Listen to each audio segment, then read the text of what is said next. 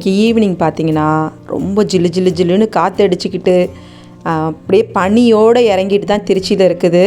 ரொம்ப ஜில்லுன்னு இருக்குங்க. எப்படின்னா ஜன்னலெல்லாம் நாங்கள் க்ளோஸ் பண்ணிவிட்டு ஸ்க்ரீனெல்லாம் போட்டு வச்சுட்டு ஃபேனும் போட முடியாமல் அப்படி தான் உட்காந்துட்ருக்கோம். கீழே தரையில் காலே வைக்க முடியாத அளவுக்கு இருக்குது. சரி ஈவினிங் வந்து நல்லா இஞ்சி டீ குடிக்கலாம் அப்படின்ட்டு இஞ்சி டீ தான் நான் போட்டிருக்கேன். கடலையை வந்து கழுவிட்டு வேக வச்சுருக்கேன். கடலை செய்யலாமா இல்லை மரவள்ளிக்கிழங்கு செய்யலாமா அப்படின்னு யோசிச்சுட்டு இருந்தோம்.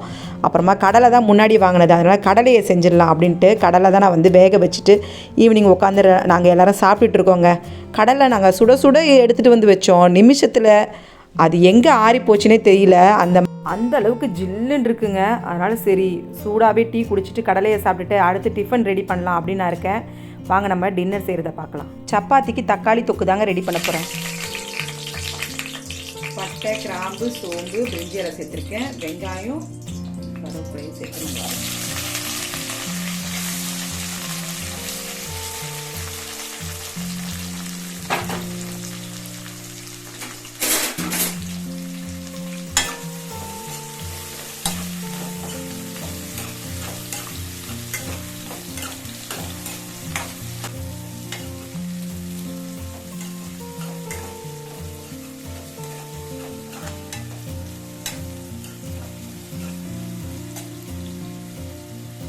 பொடிசா கட் பண்ணி வச்சிருக்க பூண்டு சேர்த்துக்கலாம். நான் வந்து 2 பூண்டு தான் எடுத்திருக்கேன். முழு பூண்டு 2 எடுத்துட்டு பொடிசா கட் பண்ணியிருக்கேன். இந்த மாதிரி நீங்கள் சப்பாத்திக்கு ட்ரை பண்ணி பாருங்கள், ரொம்ப நல்லாவே இருக்கும். சப்பாத்திக்கு வந்து நீங்கள் மற்ற எந்த ஒரு சைட் டிஷ் வச்சு சாப்பிட்டாலும் இந்த மாதிரி டேஸ்ட் இருக்காது. எக்ஸ்ட்ரா 2 சப்பாத்தி சாப்பிட்ணும் அப்படின்னு தோணும். அந்த மாதிரி தான் இந்த மாதிரி தக்காளி தொக்கு செஞ்சிங்கன்னா ரொம்ப நல்லா இருக்குங்க. நான் வந்து ஒரு 5 வெங்காயம் எடுத்திருக்கேன். நார்மல் சைஸ் வெங்காயம் 5 வெங்காயம் எடுத்திருக்கேன். 4 பேருக்குரிய அளவு தான் நான் ரெடி பண்ணிட்டு இருக்கேன். நல்லா வதக்கிடலாம். நம்ம நல்லா வதங்க தான் நமக்கு இந்த தக்காளி தொக்கே டேஸ்டா இருக்கும். எல்லாரும் இப்படி செய்வீங்களான்னு தெரியல. சரி, அதனால நான் என்ன ஸ்டைல்ல செய்வேனோ அதை அப்படியே உங்ககிட்ட ஷேர் பண்றேன்.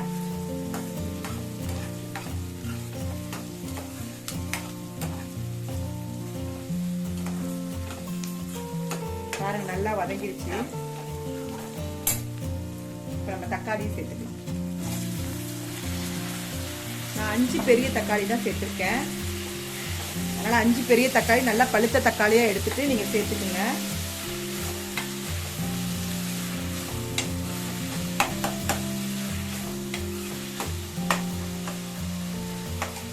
இப்ப இந்த தொக்குக்கு தேவையான அளவு உப்பு சேர்த்துக்கலாம்.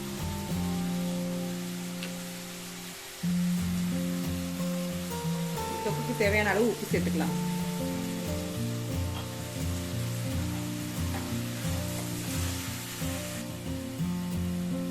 இப்போ உப்பு சேர்த்துட்டு நல்லா வதக்கிக்கலாங்க.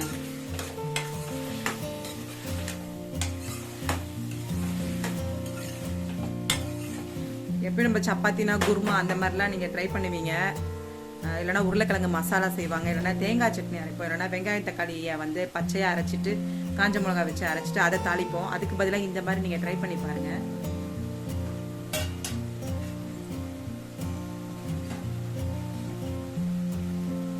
இப்போ நான் வந்து மூடி வச்சிடுறேன். சிம்மில் வச்சிடலாம்.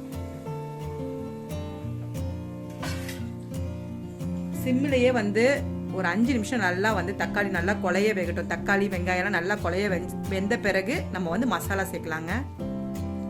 பார்த்தீங்களா, இன்னைக்கு வந்து என்னோட ஈவினிங் ரொட்டீனோட என்னுடைய நைட் டின்னரையும் உங்ககிட்ட ஷேர் பண்றேன். டின்னருக்கு என்ன நான் செய்யறேன்னா சப்பாத்தி தாங்க. சப்பாத்திக்கு மாவு பிசைஞ்சு வச்சுட்டேன். நான் 6:45 மாவு பிசைஞ்சு வச்சுட்டேன் சுட தண்ணி சேர்த்து. அப்பதான் நம்மளோட சப்பாத்தி 8 மணி 8:15 சாப்பிடும் போது நல்லா சாஃப்டா இருக்கும்ட்டு தக்காளி தொக்கு தான் நான் ரெடி பண்றேன் சப்பாத்திக்கு.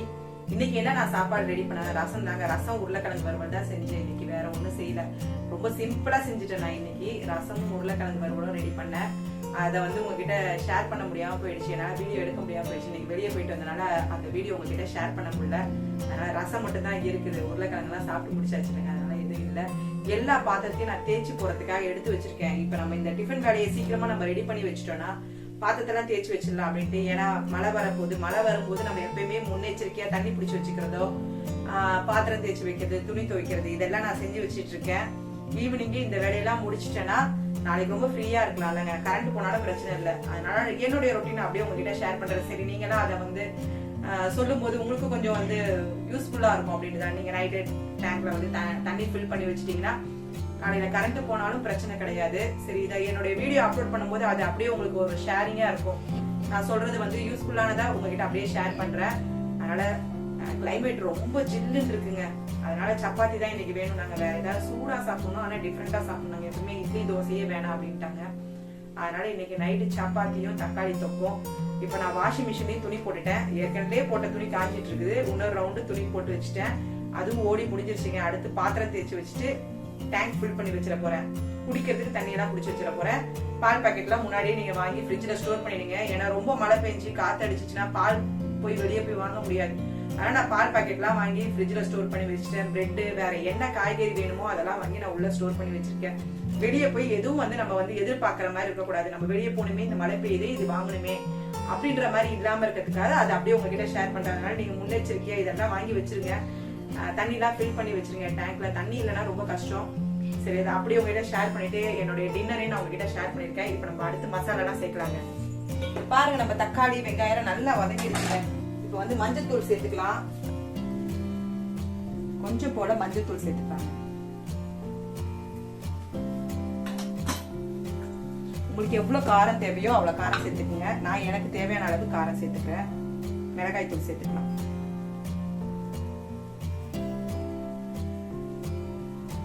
ரொம்ப கம்மியா போட்டாச்சுனாலும் எல்லாரும் ஈஸியா வந்து தீத்துருவாங்க. அதனால கொஞ்சம் காரம் போட்டாதான் கம்மியா சாப்பிடுவாங்க. ஏன்னா தக்காளி தொக்கு பத்தாதுங்க. அப்புறமா பாருங்க, நான் தேவையான அளவு மிளகாய் தூள் சேர்த்திருக்கேன். அடுத்து கரம் மசாலா சேர்க்க போறேன்.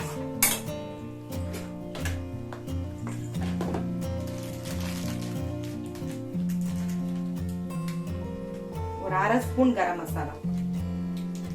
ரொம்ப சேர்த்துறாதீங்க. ரொம்ப சேர்த்துட்டீங்கன்னா ரொம்ப ஒரு மாதிரி ஜாஸ்தி உங்களுக்கு மசாலாவோடைய டேஸ்ட் தான் இருக்கும். அந்த ஃபிளேவர் போயிடும். அதுல சேர்த்துருக்க பூண்டோடைய ஃபிளேவர் எல்லாம் போயிடும்.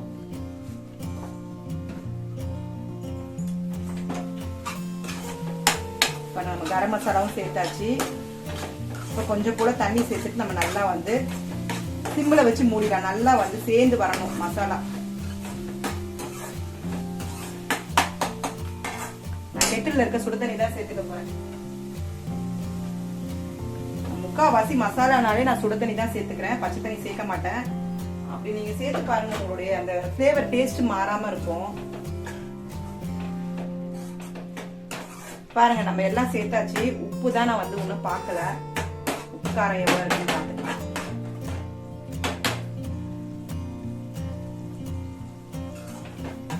ஓகே, எல்லாமே கரெக்டா இருக்குங்க. நம்ம திருப்பி சிம்ல வச்சு மூடிடலாம்.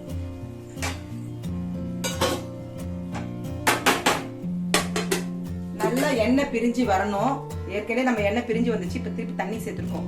தண்ணி சேர்த்த பிறகு நம்ம தக்காளி வெங்காயம் பூண்டோடைய ஃபிளேவர்லாம் நல்லா சேர்ந்து மசாலா நல்லா வந்து இருக்க பச்சை வாசனை எல்லாம் போய் நல்லா சேர்ந்து வந்த பிறகு எண்ணெய் பிரிஞ்சு வரும் பார்த்தீங்களா? அப்ப நம்ம ஸ்டவ் ஆஃப் பண்ணிட வேண்டியதாங்க.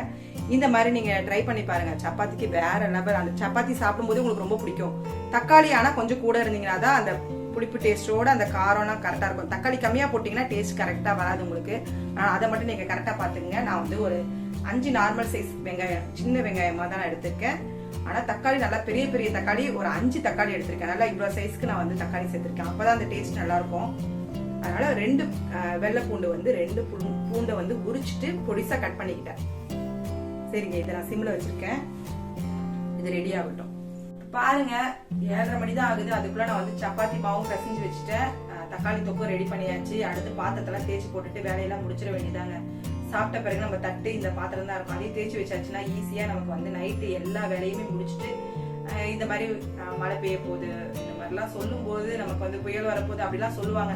அப்படிலாம் சொல்லும் போது இந்த மாதிரி முன்னெச்சரிக்கையா நீங்க இதெல்லாம் ரெடி பண்ணிடுங்க. சரி, இதோட இந்த vlog முடியுது. உங்க வீட்டுல சப்பாத்திக்கு இந்த மாதிரி கண்டிப்பா நீங்க செஞ்சு பாருங்க. எப்பயுமே சாப்பிட்ற சப்பாத்தியை விட எக்ஸ்ட்ரா 2 சப்பாத்தி நீங்க கண்டிப்பா சாப்பிடுவீங்க. இந்த வீடியோ உங்களுக்கு பிடிச்சிருந்தா கண்டிப்பா லைக் பண்ணுங்க, உங்க ஃப்ரெண்ட்ஸோட ஷேர் பண்ணுங்க, எனக்கு சப்போர்ட் பண்ணுங்க. அடுத்து ஒரு குக்கிங் வித் vlogல நம்ம சந்திக்கலாம். தேங்க்யூ.